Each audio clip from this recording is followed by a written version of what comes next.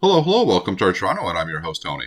The provincial government has announced that excavation of the launch shaft that will be the starting point to the tunnel for the Ontario Line subway has officially begun its exhibition station.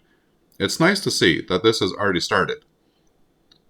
The PC government first unveiled the almost 16-kilometre, 15-stop Ontario line in 2019, expanding on the city's initial relief line proposal. When completed, the line will connect with 40 other transit routes, including GO train lines, TTC subway and streetcar stops, and the Crosstown LRT that is currently being tested, along with our patients.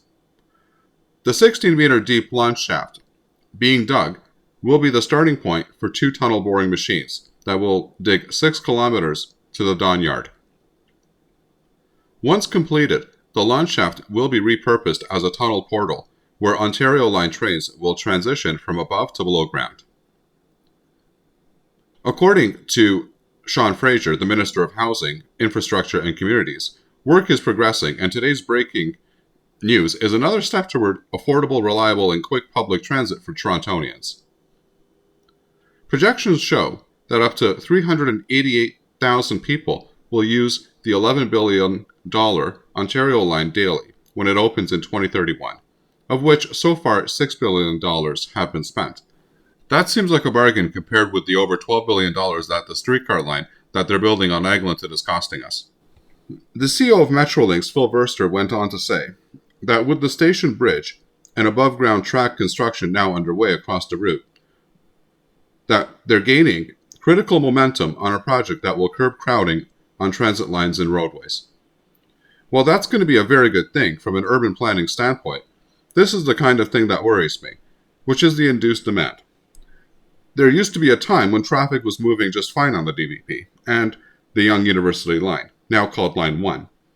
Then what happened is that this attracted more people, more development, and now, here we are again.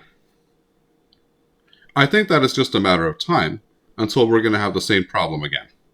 Let's say that the Ontario line will actually increase traffic flow in the DVP and reduce overcrowding on lines 1 and 2 on our subways.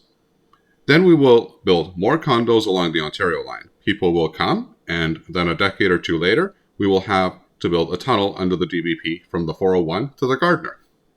I think that we need to let the population and housing situation resolve itself instead of reacting to it before we keep piling onto an endless cycle. Development outside of the city needs to be more encouraged. And I think that we need to move away a bit from this idea that downtown Toronto has to be the center of the universe. But that's just my opinion.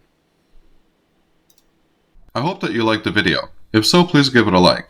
If you're not subscribed and want to be notified of new videos that are released, please click on the Art Toronto button here. This is the video that I would recommend for you to watch next, and I'm sure that you're going to love it. Here's the playlist for all of the latest in transit news and views that you're going to find very informative and interesting. And finally, here is the latest video. Thanks for watching, and happy transiting.